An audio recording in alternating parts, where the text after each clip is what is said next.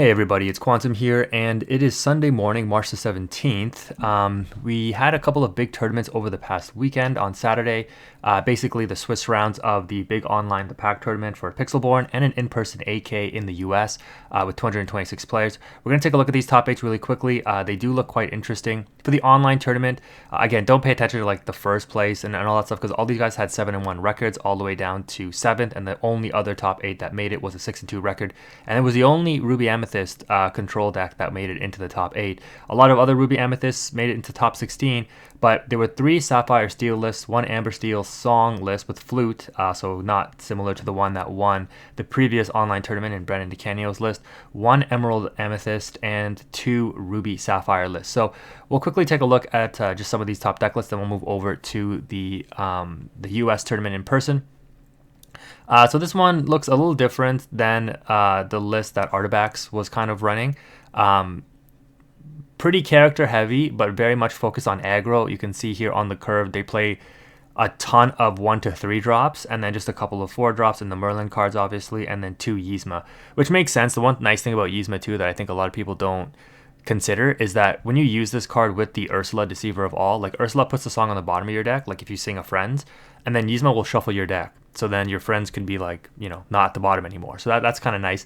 But yeah, a very powerful, very fast paced deck. Obviously, it's kind of like, I don't want to say hit or miss, but like, you depend on that tempo control with the bounce cards in order to win the game quickly.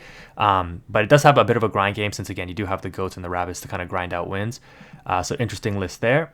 The Ruby Sapphire, and what's probably in the thumbnail of this video, is everybody's talking about the Lucky Dimes.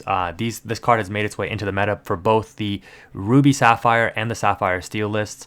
I think I like the Sapphire Steel version more than the Ruby Sapphire version, and the reason is because with the Sapphire Steel list, you often see the inclusion of Bell in that list, and therefore the Lucky Dime can instantly get you 5 lore off Bell.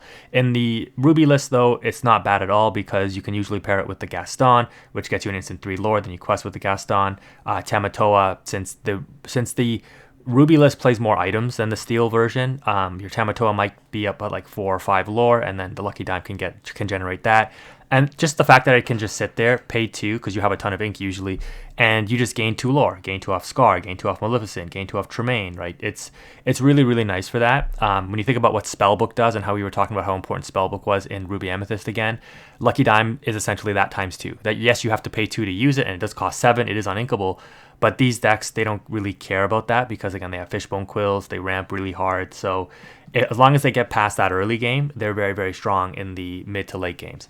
The Sapphire Steel list, I imagine, will all be, including the Lucky Dimes as well. This is kind of how the meta has evolved. But again, 10 items compared to 11, so not too much. But they're using 2 Lucky Dimes here, still on the McDuck Manors. A little bit lower on the character count, but it's nice to have the alternative win condition. We've talked about this in my videos before.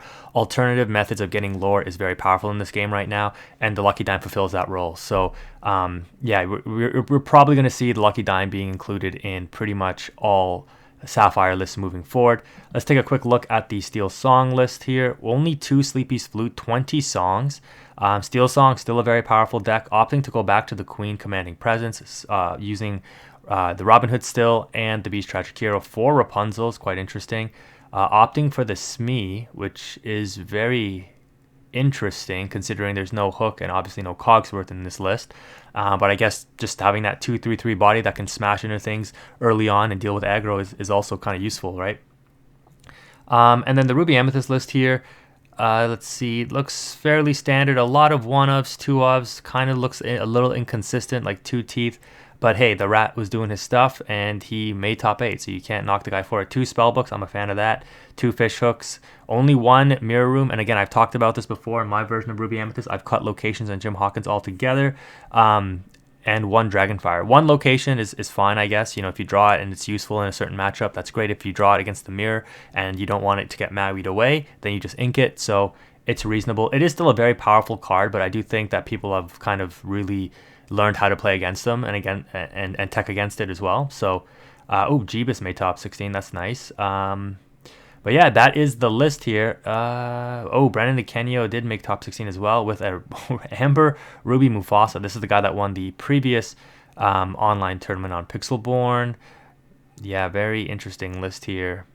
This is, in my opinion, kind of like, I was thinking it was anti-meta, but I won't go into that right now. That's for another video. Before we wrap up, let's go ahead and take a look at the top 8 of, okay, so nope, it looks like we will be wrapping up the video soon. So the first place after Swiss, 7 and 0, was an Amber Steel song at the 8K, I guess. Interesting. I'm sure we'll get more data soon from this event after maybe the top 8 concludes. But Sleepy's flute, right? Amber Steel song with the flute, still proving to be a force in the meta. I don't know though, because I think you'll probably see. Yeah, look, this guy's already on the Benja. I was just about to say you'll probably see Benja coming back into the meta, because even in my Sapphire Steel list, I've been opting to say like maybe no Rise of the Titans and maybe just put Benjas in, because like locations, I can just deal with them with my characters anyways. I don't need to necessarily banish them outright.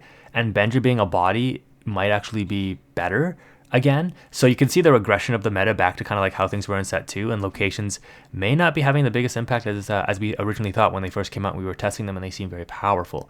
But yeah, very interesting list here. Only one Rapunzel, no Beast Tragic Hero in this list, which I can understand. But like, I think the synergy you get with Beast, Tragic Hero, and Rapunzel is really nice, because you put Beast on field, people want to damage it, remove it, tap it down with the Pinocchio, etc. Just do something so that you get damage on it, or just outright remove it. It does get Medusa and stuff as well, so it's definitely a little bit weaker. And I talked about this weeks ago when I said, Beast was the most expensive card in set 2 before set 3 came out, and I said this card likely just gets worse over time as there's more things to deal damage early on. Like, the card just becomes, you put it on field and you're just like, I just hope it doesn't get any damage. And if it does get damage, you're like, okay, I just kind of have a big body on board now and doesn't really do anything. But if you can heal it up with like Rapunzel and stuff, your opponent has to constantly keep damaging it or constantly have answers for it.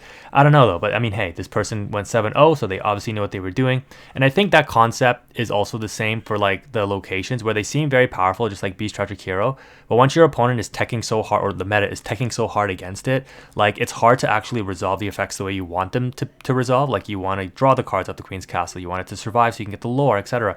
But it's like, if I play it, I'm vulnerable because I'm using up my turn for it, and it's easily outable, and then the opponent Maui's it or something, and then they just out it for free because the Maui doesn't take any damage. So I just lose a location, I lose a turn, like I'm a turn behind now. They develop a board, they develop a Maui, I developed a location that got outed. Like, you know what I mean? So there's a lot of that back and forth in your head when you're thinking about these plays and the concepts of the decks and how the meta is evolving. So this is very interesting, because we're about just over a month away from the store championships, and you're going to see some pretty aggressive testing, a lot of different things happening in the meta. I just wanted to post this though before I went to locals, so I'm going to wrap this up so I can head out now. Again, leave a comment, let me know what you think of the meta so far, and if you want me to do a second tournament breakdown after the top 8, because what really matters is, how does that top 8 end up concluding? Does the one of the 3 Sapphire Steel lists end up taking the big online tournament? What ends up taking the 8K? Is it going to be that one Amber Steel song list that we saw come first after Swiss? I don't know. But anyways, that's going to wrap it up, guys. Thank you again for watching. If you made it this far, Quantum is out.